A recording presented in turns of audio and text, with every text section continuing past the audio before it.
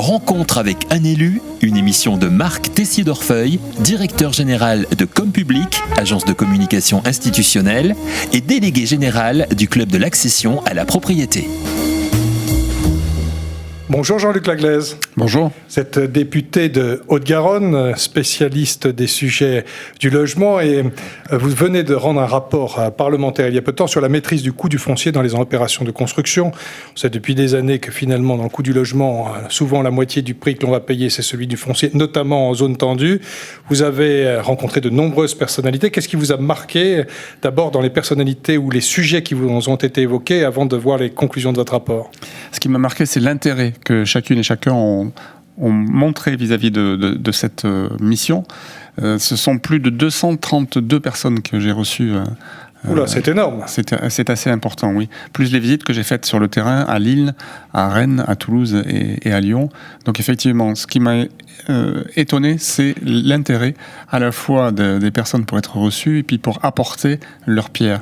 Effectivement, il y a un an, quand nous avions voté la loi Elan, j'avais dit à Julien de Normandie, c'est très bien de réduire le coût de la construction, mais attention que l'économie qui est faite sur le coût de la construction ne soit pas captée par les propriétaires fonciers et qu'au total, ça ne change pas le prix des logements.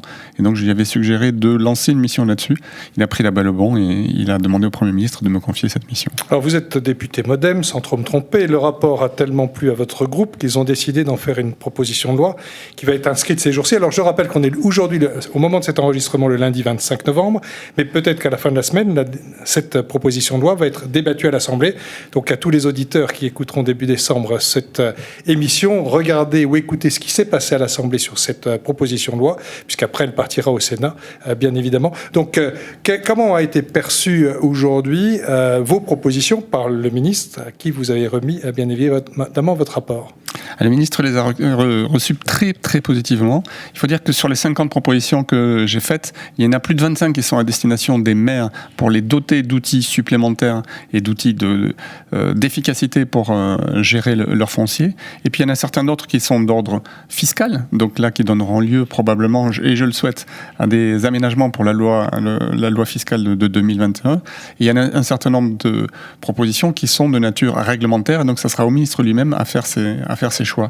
En ce qui concerne ce qui a été proposé par le groupe MoDem, ce sont simplement 5-6 propositions qui ont été tirées de mon rapport et qui ont été présentées la semaine dernière en commission des affaires économiques et qui ont été votées à l'unanimité, sachant que j'avais travaillé avec tous les groupes parlementaires de l'Assemblée nationale, les communistes, les socialistes, Liberté et Territoire, les Républicains, l'UDI et la C'est assez rare pour être souligné. Voilà, j'ai travaillé avec tous pour essayer de voir comment on pouvait essayer de co-construire ce projet.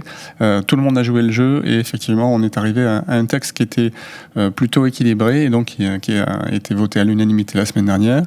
Il y a eu une réunion interministérielle puisque c'est un certain nombre d'éléments que je propose touchent à la fois le ministère de la Justice, touchent Bercy et touchent également le ministère du Logement. Donc il y a eu des réunions interministérielles. Et aujourd'hui, donc nous sommes lundi, il est 17h, donc viennent d'être déposés un certain nombre d'amendements par le gouvernement. Sur cette proposition que j'ai travaillé avec le gouvernement également tout le week-end. Et donc il y aura quelques modifications pour rendre cette proposition de loi plus facilement efficiente. Et comme vous l'avez dit, a priori 25 sur 50 de vos propositions concernent les collectivités locales. On est à un moment dans une situation un peu schizophrénique puisque tous les élus que j'ai le plaisir de rencontrer au Club des maires de l'accession à la propriété, de la rénovation urbaine, mais aussi de l'accession à la propriété, voudraient des logements plus abordables pour les familles des personnes qui vivent chez eux. Et en même temps, lorsqu'on fait la vente aux enchères, on cherche à tirer un maximum de profit et on surenchérit le logement. Donc comment régler cette équation? Eh bien déjà en leur disant on arrête de faire les ventes aux enchères. Donc c'est l'article 1 de la proposition de loi, on arrête de faire des ventes aux enchères dans les zones tendues. Il y a beaucoup d'autres manières de vendre des terrains, mais si vous mettez un terrain aux enchères dans une zone tendue, vous êtes sûr que vous allez faire une culbute de x3, x4, x5, x6.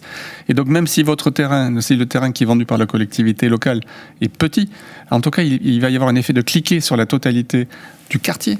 Et donc ce sont des centaines et des centaines de futurs terrains qui vont se vendre à ce nouveau prix. Et donc c'est là que la spéculation foncière se fait, c'est là que l'augmentation des prix du foncier se fait. 71% d'augmentation en 10 ans en moyenne en France. Pour le prix du foncier, alors que la construction n'a monté que 24%. Voilà, donc c'est vraiment le prix du logement aujourd'hui, c'est le prix du totalement foncier. Lié au foncier. Oui. Mais alors, je vois bien que vous dites on arrête la vente aux enchères, donc c'est la solution, on la remplace par quoi? Parce que finalement, il y a quand même des baisses de dotation aux collectivités locales. On a senti au Congrès des maires un tout petit peu de tension. Donc, ils essayent de vendre plus cher pour récupérer des sous. Oui, mais ils peuvent vendre plus cher, mais en vendant plus cher de manière raisonnable.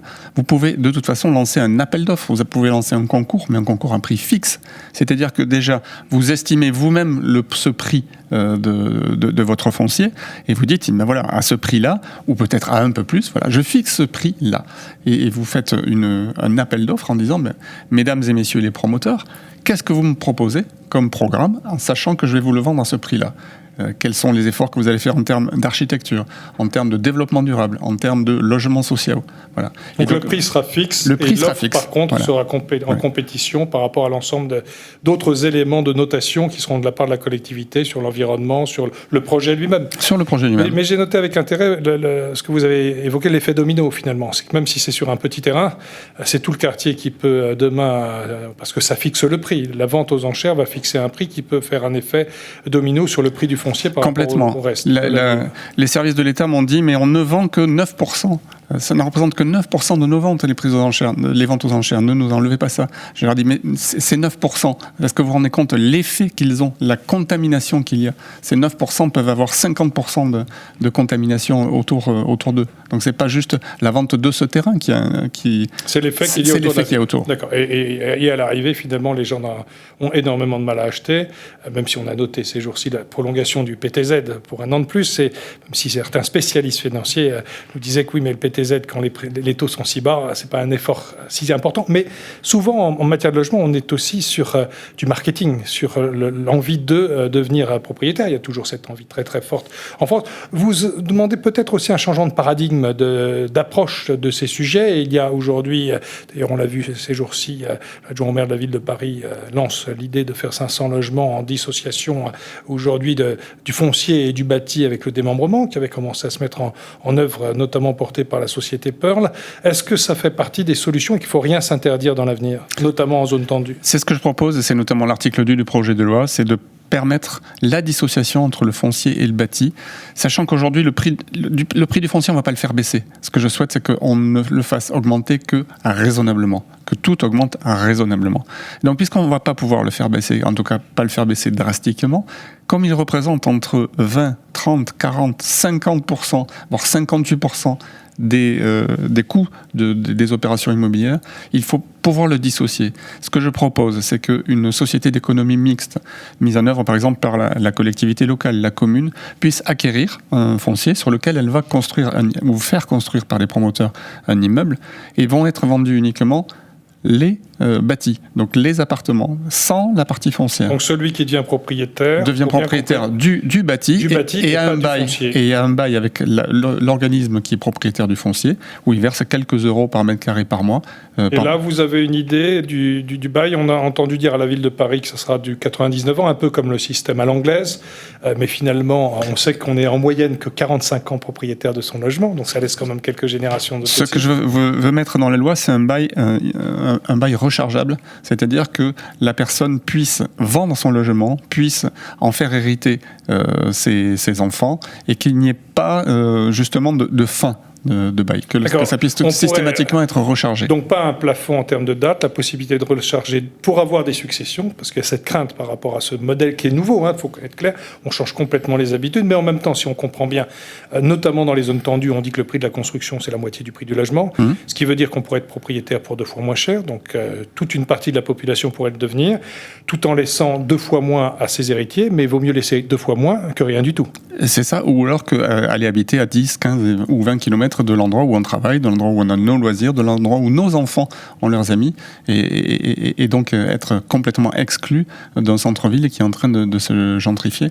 Donc, Et là, on mettra des plafonds pour les familles qui pourraient accéder à ce type de démembrement pour pouvoir y avoir le droit. Je ne souhaite pas qu'il y ait de plafond.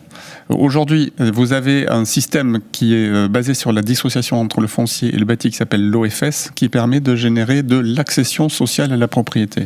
Mais pour des personnes qui ont des niveaux de ressources particuliers, qui après ne peuvent pas revendre à d'autres personnes que à des personnes qui ont le même niveau de ressources, et les héritiers ne peuvent y habiter que si leur résidence principale ou s'ils ont également le même niveau de ressources. Je souhaite faire quelque chose de plus large, qui soit ouvert à toutes les classes moyennes sans condition de ressources. Donc vraiment l'accession pour tous. L'accession pour tous. C'est un des buts que l'on poursuit depuis longtemps avec le club de l'accession à la propriété. Il y a une très très forte envie du parcours résidentiel. On le dit d'ailleurs que, pour faire le lien, si vous me permettez, monsieur le député, avec les retraites, c'est qu'aujourd'hui, quelqu'un qui arrive à l'âge de la retraite et qui est propriétaire de son logement, qu'il soit en dissociation ou propriétaire tout court, aura 15% de reste à vivre supplémentaire qu'un locataire. Bien sûr. Parce qu'il aura moins de charges, il aura tout payé, en tout cas une grande partie, ce qui permet de financer le vieillissement et éventuellement aussi, au moment où on arrive en fin de vie, peut-être demain de pouvoir valoriser ce logement pour pouvoir avoir un viager à long terme et permettre de financer en effet un EHPAD ou une résidence senior adaptée. Or, seule la propriété permet d'arriver à ce type de mécanisme. Tout à fait. Mais cette dissociation du foncier et du bâti est un nouveau droit de propriété qui s'ajoute au droit de propriété existant. Il ne le remplace pas. Il y a eu peut-être quelques journalistes qui l'ont mal compris et qui ont dit que ça allait remplacer le droit de propriété actuel. Ça ne le remplace pas. C'est dans des zones tendues, à certains endroits, les communes vont pouvoir construire un immeuble, 2 immeubles, peut-être un petit quartier, dans lequel ce nouveau système va être expérimenté. On rassure les auditeurs, le droit de propriété continue d'exister. Ne bouge pas. Il ne bouge pas, on est propriétaire des murs, mais pas du foncier. On le comprend bien. Donc, on est propriétaire de quelque chose qui a une valeur, je reviens sur 50% du prix du foncier, 50% de la construction, 2 fois moins cher. Donc, on pourra acheter dans les zones tendues à 5 000 au lieu de 10 000 le mètre carré. Mais on est bel et bien totalement propriétaire dans votre idée, puisqu'on pourra le céder avec ce droit rechargeable. Vous avez souhaité aussi lancer un observatoire du foncier dans vos propositions. Est-ce que ça sera dans la loi ou c'était simplement dans le rapport pour clôturer notre entretien ? C'est également dans la loi. Et comment vous l'entendez, cet observatoire ? Ça sera une sorte d'observatoire sur les chiffres, sur les lieux où ça va se passer, de volonté finalement, parce qu'il faudra des élus qui auront envie de se lancer dans des villes, peut-être à Toulouse, sur ce type de démembrement, sur ce type d'initiative, pour donner envie à d'autres maires de le faire ? L'idée de l'observatoire est de faire en sorte qu'il y ait de la transparence sur les prix. Aujourd'hui, s'il y a spéculation, c'est qu'il n'y a pas de transparence. C'est que chacun imagine le prix qu'il aimerait tirer de son foncier. Et plus vous mettez de l'information et plus vous la répartissez, plus vous avez de transparence et moins vous avez de spéculation.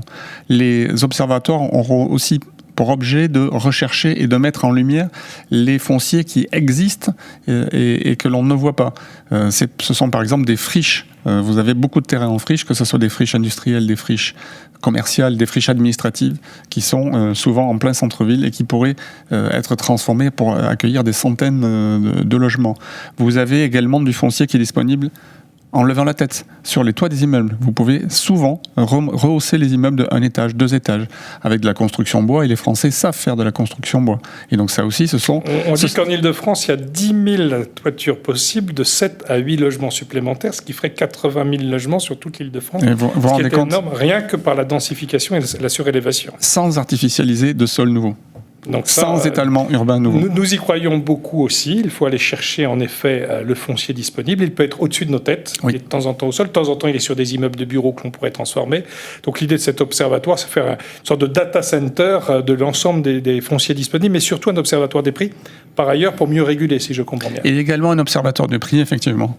Merci à Jean-Luc Laglaise, bravo. Nous attendons avec impatience la lecture de cette étude qui est transformée en proposition de loi et qui sera lue dès cette semaine. Bon courage à vous. Revenez nous dire, bien évidemment, où en sont cet examen. Et à bientôt. Au revoir. Avec plaisir. À bientôt. Rencontre avec un élu, une émission de Marc Tessier-Dorfeuille, directeur général de Compublic, agence de communication institutionnelle, et délégué général du club de l'accession à la propriété.